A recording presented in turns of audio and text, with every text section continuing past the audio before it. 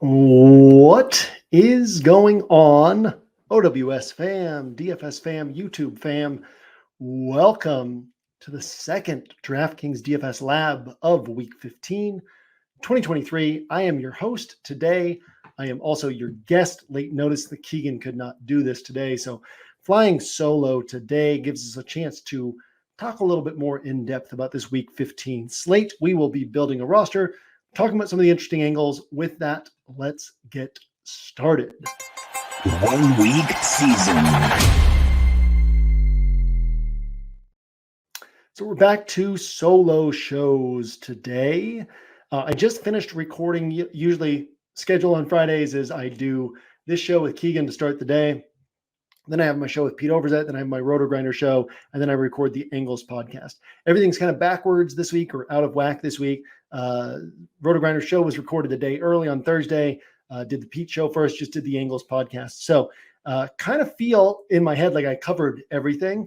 And so I'll try to basically go to the Angles podcast is the first step, right? Because that's my opportunity to talk through the strategy on the slate. And usually when I do that, I do this show first, build a roster, and then that kind of sharpens my thoughts that much further for the Angles podcast where I really wrap up my thoughts. So I don't want to double up on thoughts because the Angles podcast is already recorded, and don't want to kind of recover the things that I covered there for those of you who have listened to that or will listen to that. But if you don't typically listen to that, you can find that on this YouTube feed or this podcast feed on which you're listening to this show. So check out the Angles podcast, really valuable podcast for getting a sense of what the picture on the puzzle box looks like for this week's slate.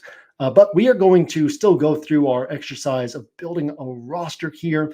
Hopefully we'll pick up some new components. You'll maybe scoop up some thoughts and ideas from us doing this. Probably do a little bit of a shorter show than normal today. With that, let's go ahead and add my dummy account over here, play for first account, and start building a roster. So we talked on the Thursday show, we talked in the Angles podcast about the unique setup of this slate. So you're probably aware of it by this point, but again, all these lower total games in the early window, all these higher total games in the later window, low total games that are so low that in the past we would have crossed them off our list completely, games that are high total enough that even in higher scoring seasons in the past, they would have been the games that really stood out to us on a slate. But at the same time, as we talked about there, let's look at the composition of these three games. Dallas and Buffalo very easily could play to a 26 to 24 game, which is kind of what the implied team totals are. And if that's the case, you got Josh Allen, 8,200, Dak Prescott, 8K, jump over to wide receivers. You got CeeDee Lamb at 9,200, Stephon Diggs at 8,400. You got Gabe Davis, who, pull up these game logs. Obviously, he is underpriced for his ceiling, 25.5, 23.7, 25.0. He had the 35 or 36 pointer last year, but also we see his floor, right? 4.1 and 1.6 and 0 and 0 and 0, playing against this really good Cowboys defense that doesn't allow much production to wide receivers. So really, there's very clear opportunity for this game to play out in such a way that nothing from this game really ends up on our rosters, or should end up on tournament winning rosters, I'll say. Over here, you got San Francisco and Arizona, but Arizona's only implied. It's a high total in the game, but Arizona's only implied for about 17 points against this tough San Francisco defense. So it's really about the San Francisco side. Obviously, you got Deebo Samuel, Brandon Ayuk, George Kittle, and Christian McCaffrey, 4 guys to choose from. Probable that it's almost certain that one of those guys scores 25 plus DraftKings points, and it's probable that 2 of them, it's more likely than not that 2 of them top 20 points, with a good shot at 2 of them going for 25 plus. And then we've got Washington and the Rams, where obviously the Rams, we have Kyren Williams, you have Cooper Kupp, we have Puka Nacua, we have Demarcus Robinson trending toward being pretty popular this week. But then on the Washington side, even though some points could pile up, again, we can look through these game logs, but you got Terry McLaurin, 5,600, 0 points last week against Miami, or 2 weeks ago against Miami, their last game. He's got this 22.6 pointer. That's the only score this season that's come close to justifying his price tag. You've got Jahan Dotson, who, again, he has this 27.8 pointer, but everything else, 10, 11, 16, 9, 12, for Curtis Samuel, who had this stretch earlier in the year that was pretty nice, especially when he was priced quite a bit cheaper, 3,500, 3,600, 3,700, put up 18, 18, and 14. Now, worth noting in these games that touchdowns were scored in all three of these games. So it's not like the yardage and catches were just piling up in such a way that he's this consistent scorer. It's more like a 3-game stretch with touchdowns scored in them, and that ends up being the reason why he's putting up these types of DFS scores. So then we get up to this one game where he actually had the catches and yardage that supported this type of scoring. But again, 22 points, and then everything else outside of this hot stretch with the touchdown scoring, and then this 22-pointer has all been, 10 points, 11 points, and below. And then Logan Thomas on this same team where you have the 16.4-pointer, the 21.7-pointer. Everything else has been pretty disappointing from him. So kind of an odd situation in that Sam Howell has been just this maniac in terms of fantasy scoring, 20, 21, 20, 28, 21, 35. This one bad game here where we had heavy exposure to him in that game, but also had heavy exposure to him here. Also had heavy exposure to him here.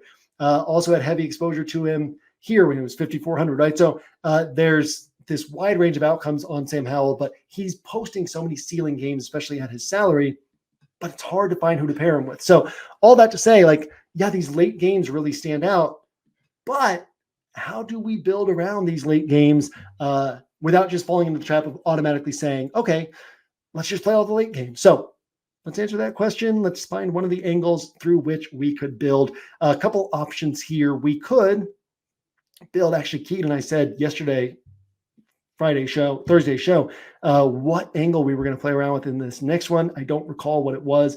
So one angle we could play around with is, hey, what if we want to build for Dallas and Buffalo actually being a shootout? Okay, let's go ahead and do that.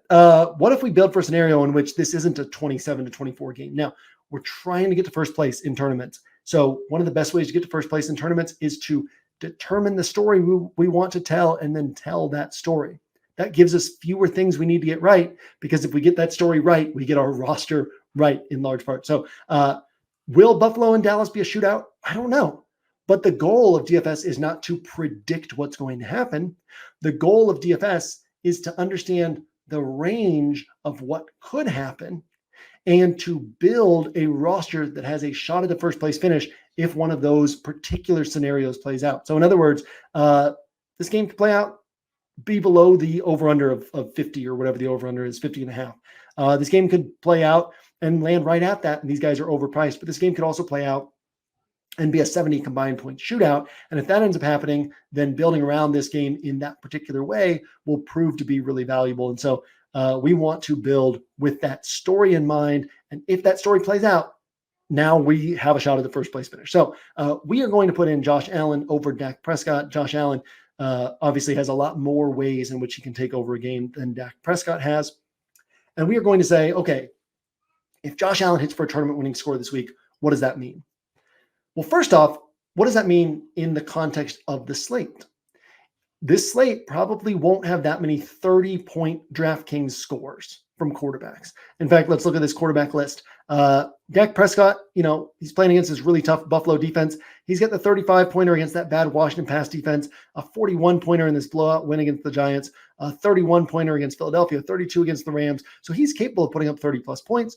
But this is a really tough matchup for him, and we're not playing him because, we're playing the other side of this game. So maybe Dak Prescott keeps pace, but we can only play one quarterback from this game in the story that we're telling. So what about the other quarterbacks on this slate? Kind of surprisingly, if you haven't really been paying attention, all the buzz around the Dolphins offense, all the talk of, Tua doubles always being in play. Look at these scores, right? 10 points, 19, 10, 22, 12, 26. You get all the way back to weeks 3 and 1 to find his 30-point scores. And that was against the Chargers. And when the Broncos were just awful on defense and gave 70 points to the Dolphins, those are the 30-point scores from Tua on the season. So chances of him putting up 30+ against the Jets defense with Tyreek Hill hobbled or out, pretty low. Patrick Mahomes playing against this good Patriots defense. Look at all these games, right? He had 37 against the Chargers. 25 in week 3, 25 in week 2. That's it. Everything else, 21 and below. On down the list, right? It's very viable for if Josh Allen scores 30 points or Dak Prescott scores 30 points, for them to be the only quarterback or only quarterbacks on this entire slate who top 24 points, right? Brock Purdy's got this great matchup, but he's got a 25-pointer. He's got a 32-pointer. He's got a 29-pointer. Okay, and that's it, right? Everything else 24 and below. Okay, 26-pointer against Dallas. But, very realistically, Brock Purdy could end up with 24 or fewer points. We've just looked through Sam Howell. He's got those 30-pointers, but usually he's in the 20-point range. Matthew Stafford, high on the season of 24 points. So again, very viable that this slate plays out in such a way that every quarterback scores 23, 24 or fewer points. So when we say tournament winner, that doesn't have to mean Josh Allen going for 39 points. It doesn't have to mean Josh Allen double stack. So it's important to recognize the context of the slate and what we mean when we say potential tournament winner. So Josh Allen, we can double stack and we can build for a scenario in which this game just really takes off. Josh Allen's putting up 35 points, 37 points, 39 points, and bringing 2 pass catchers with him. Or we could say, man, Josh Allen could just have to take off running under pressure, make some big plays, and only bring 1 pass catcher up with him. That's the scenario we will build for in this one, recognizing the context of the slate. We are then going to put James Cook onto this roster. James Cook, who, let's go ahead and look at this, since Ken Dorsey was fired, so I believe that's the last 3 games, we see this spike from earlier in the season, no games over 14 carries since week 3. And then the last 3 weeks, we've got 17 carries, 16 carries, 10 carries. What about the targets? Last 3 games, 5, 7, and 4 targets. Earlier in the year, only one other game north of 4 targets. We have a game of 2 targets, 1 target, 3 targets. In fact, these 5 targets last week against Kansas City all came in the first half. Kansas City had to adjust their defense to account for how much James Cook was being used through the air. Otherwise, it would have been even more targets than that. On top of that, one of the knocks against James Cook has been, well, once they get inside the 10-yard line, he's off the field. Latavius Murray is in. I haven't looked at the updated numbers, but heading into last week, James Cook had every running back touch inside the 10-yard line since Joe Brady had taken over as the play caller. So a lot of upside here. And again, they are using him as a schemed part of the passing attack. The Cowboys are tremendous against wide receivers. And then the tight ends for the Bills, we have this split between Dalton Kincaid and Dawson Knox. So James Cook becomes a really interesting stacking partner. Now, it would be hard for Josh Allen to have a tournament-winning game without this being a back-and-forth type of game. So with that thought, we also probably want to bring back a piece from the Cowboys side. And one of the interesting ways to do this is to go to the kind of like the number 2 wide receiver, recognizing that the Bills are really good at taking away number 1 guys and will do everything they can to try to isolate CeeDee Lamb, take him out of this game. Good opportunity for Brandin Cooks to hit in this one. So wide range of outcomes for Brandin Cooks, but if he hits, he can hit on the high end and actually be a difference maker. We saw it against the Giants with 35.3 points. Obviously, that's sort of his outlier type of outcome, but 5 touchdowns on the year. And then the 16-pointer, the 17-pointer, the 35-pointer, the 14-pointer, the 15-pointer. So pretty nice range in terms of if he hits, he can get you a really nice score, including a potential separator type of score in the story that we are telling with this roster. Next thing I want to think about on this week is I really do want to try to have a piece from the 49ers, a piece from the Rams on every single roster that I put together this week. So we will go ahead and look over at running back. I don't think we will have the salary with Josh Allen to play Christian McCaffrey and Kyren Williams. So what we will do is we'll go ahead and put in Kyren Williams. We will see, you know what we might actually do? Pretty interesting because Josh Allen will not be unpopular this week. Kyren Williams will not be unpopular this week. James Cook will probably be unpopular. Brandin Cooks will probably be unpopular, but their chances of posting true separator scores aren't that high. So they can get you, James Cook gets you the 20 to 25 points. Brandin Cooks gets you the 15 to 22 points, but that's not really separating your roster from the field. You're getting a low-owned guy who's hitting, but it's not like they're hitting for 35 points and you're just, again, they could. We're hoping for that, but we have to be realistic and recognize that's not super likely. So they're not super likely to just completely separate us from the field. So we still need something that's like low owned with a really high ceiling that can separate us from the rest of the Josh Allen, Kyren Williams rosters. And George Kittle is a way to do that. Obviously, we can go to Brandon Ayuk, we can go to Deebo Samuel, but on this roster, we'll go ahead and throw George Kittle on there. Obviously a lower chance of hitting his ceiling, but a similar ceiling to those guys, and going to be low owned this week at this tight end position. Let's move over to defense to get a sense of what sort of salary we will have to work with. I'd actually love to get a slightly more expensive defense on this roster. Although, you know what I'm going to do? Let's talk about the Bears real quickly. The Bears have just been so difficult on opposing offenses of late. They've got these sack totals of 3, 2, 2, and 4. They've got the points allowed of 13, 29 to Detroit, 10 and 13 also against Detroit. Playing against this Cleveland offense that people are really high on because Joe Flacco's stats look so good, but a lot of those stats this last week was just total coverage busts where guys were wide open. The Jags had miscommunication and sort of just errors on the back end, leading to these big plays and Flacco's big box score. So let's go ahead and throw the Bears on here. I think they'll be low owned. They have a high ceiling. Again, we didn't even talk about the scores they put up recently, but 14, 14, 9, and 7 across their last 4 games. Could be a low scoring game here against Cleveland with both these good defenses. So Bears, an interesting one, and still gives us some nice salary flexibility here. So let's go ahead and swing over to the wide receiver position and think about where we might be able to find not just maybe a low-owned guy, but also a separator type of score. We've got Michael Gallup down here, very interesting option in this game stack where we kind of see, not really the big scores, 13.8, 15, 11, 15, but he's got these target spikes, the 7 targets, the 10 targets, 5 and 5 in these games back here. So he's an interesting option, but we already have Brandin Cooks, so we're going to leave him off of this roster. And let's go ahead and move up to a guy I really like this week in Rashid Shaheed, probably going to go somewhat overlooked by the field.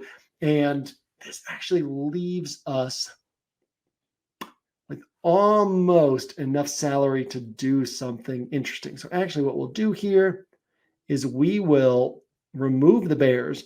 And what we're going to do is we're going to wrap up this roster with Ezekiel Elliott and Demario Douglas, 2 guys who will be popular, but will not be popular together. Most people will not play these guys together.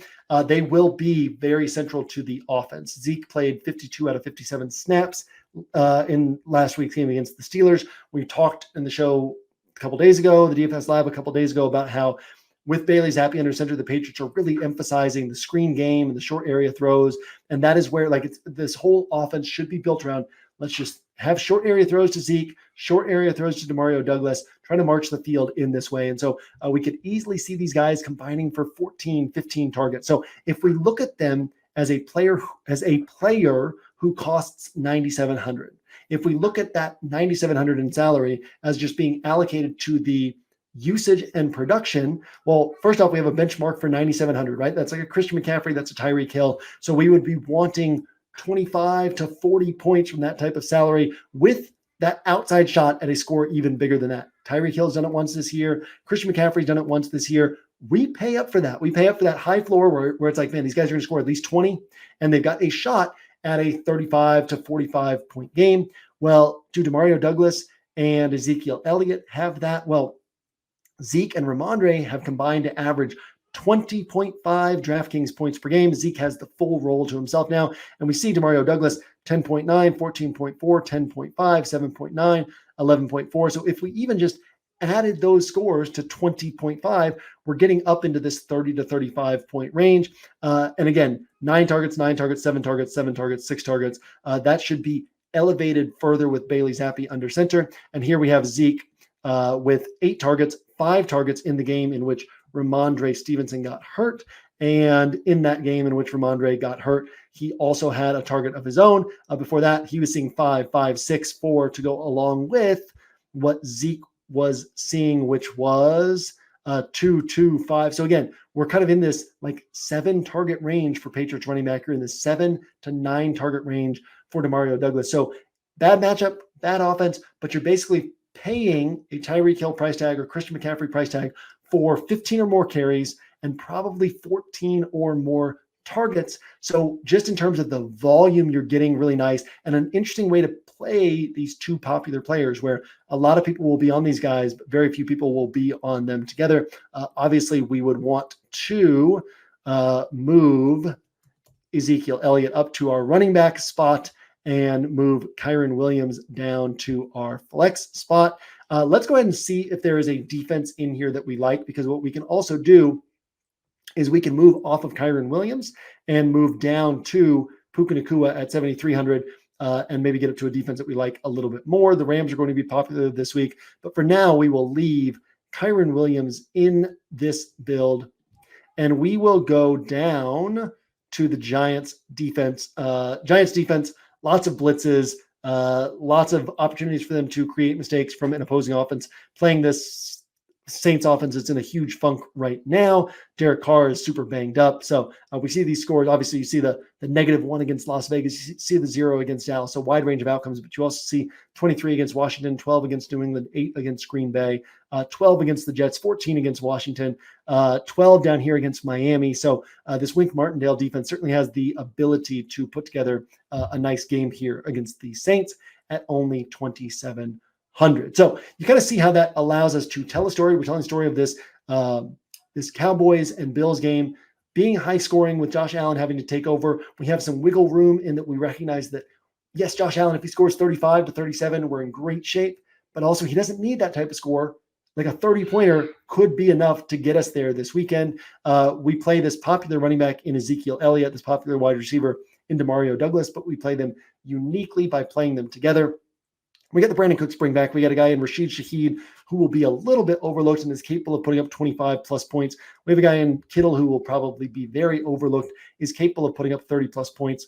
And then we've got this popular piece here in Kyren Williams, really sharp play. So you kind of see how we can think through a slate like this, put together a high ceiling while also thinking through how we're outmaneuvering the field toward that first place finish.